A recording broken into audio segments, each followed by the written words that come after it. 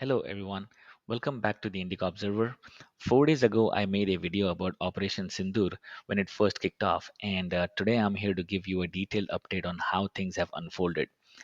This operation has been India's strong response to the horrific incident that took place on April 22nd in Pahalgam, India, where 26 innocent lives were brutally taken by Pakistan based terrorists. So let's dive into the details and break it all down. The Operation Sindoor was launched as a clear message to Pakistan that India will not sit quietly after such a tragedy.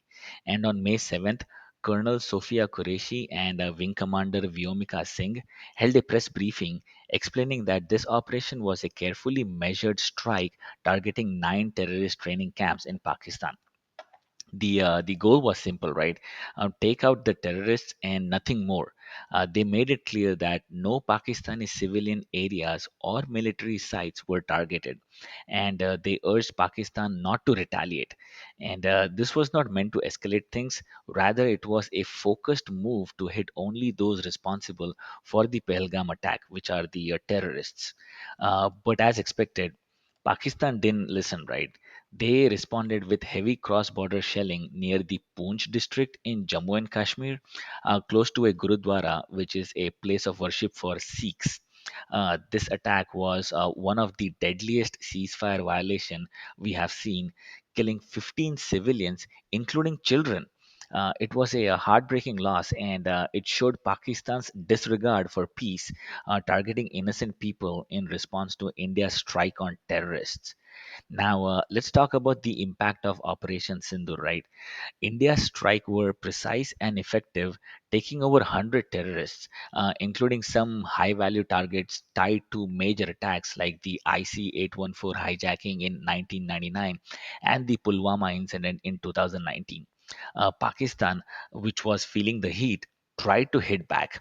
And on the night of May 8th, they launched drone and missile attacks on military targets across northern and western India, and places like Avantipura, Srinagar, Jammu, Pathankot, Amritsar, Kapurthala, Jalandhar, Ludhiana, Adampur, Bhatinda, Chandigarh, Nal, Pahlodi, Uttarlai, and Bhuj. But India was ready, right? The integrated counter UAS grid and air defense systems neutralized every single one of these attacks that were carried by Pakistan. Debris from Pakistan's failed attempts is now being recovered across multiple locations in India, proving their intent. But not a single Indian military site was harmed. And India didn't stop there, right? The Indian armed forces responded by targeting Pakistan's air defense radars and systems at several locations. And one major blow was the complete neutralization of the air defense system in Lahore, which is the Pakistan's second largest city. And India used the Harop drones for these strikes. The Harop drones are a kamikaze style drone that locks on its targets and detonates on impact, acting like a missile. So it's interesting to note that Pakistan's air defense system failed them completely. On May 7th, when India first struck as part of Operation Sindoor, Pakistan's defenses didn't work. And again on May 8th, when India hit them with drones, their systems failed once more. And we all know Pakistan heavily relies on the Chinese made HQ-9 air defense systems and others, but it either didn't function at all or they simply couldn't use it properly. On top of that, the Indian Air Force went after Pakistan's air bases and places like Sargodha, where Pakistan parks their American made F 16 jets, as well as the Rahim Yar Khan, Chaklala, Sukur, Bhulari, Jacobabad, Noor Khan, and Rafiq. These airspace strikes caused significant damage to their military infrastructure. And Pakistan, who was desperate to retaliate, even launched missiles towards Delhi, which is the capital of India, after India's airbase strikes on Pakistan. But just like the earlier drone attacks from Pakistan, these missiles were intercepted by India's air defense systems. And India's precision and readiness have been on full display throughout this operation, right? It's worth mentioning that Western media, like outlets in Europe and America and other parts of the world, haven't really highlighted India's sharp and pinpoint accurate air defense systems. And this could be because India uses a mix of weaponry like the indigenous system Akash and many others, which is Indian made, but also the Russian made S 400, which is on the right of your slide. Western news might not want to talk about how effective the S 400 is, especially given the current tensions with Russia over various global issues. And India shares a very close relationship with Russia, as Russia has supported India militarily in times of distress.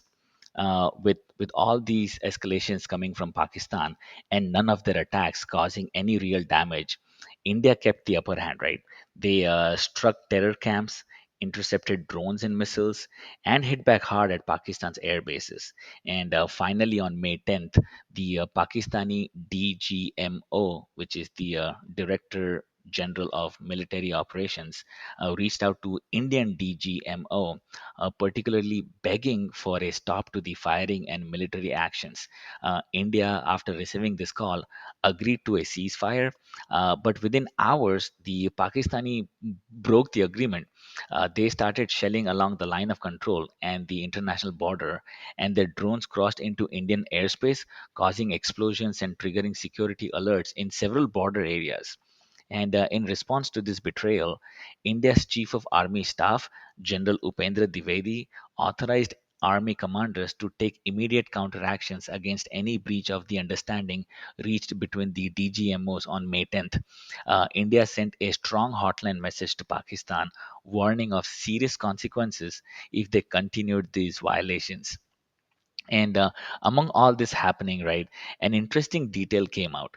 The first tweet about the ceasefire came from the President of United States, Donald Trump, who mentioned that after a long night of talks mediated by the United States, India and Pakistan has agreed to stop the fighting. However, India's Ministry of Information and Broadcasting did not mention any US involvement.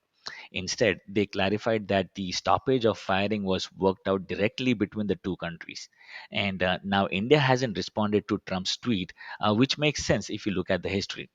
We know that in previous conflicts like in 1971 and 1999, the US supported Pakistan, but times have changed, right? Today, America and India are strong partners, and perhaps that's why India has chosen not to react publicly to Trump's statement to keep things smooth with America and maintain a diplomatic silence to manage delicate balance of international relations. And to wrap things up, the DGMO from both the sides are set to talk again on May 12th to discuss maintaining the ceasefire. But one thing is clear, right? India has shown its strength, its readiness, and its resolve. And any further threat to India's sovereignty, territorial integrity, or its citizens will be met with decisive force. And the Indian Navy, on the other hand, remains in a strong deterrent position at sea, and the armed forces are fully prepared to respond to any challenges as well. So that's all for today's updates on Operation Sindur. And let me know your thoughts in the comment section below. Hit that like button and subscribe if you haven't already. This channel is about truth and about breaking things down so we all get to know what's going on. I'll keep you guys posted on this situation.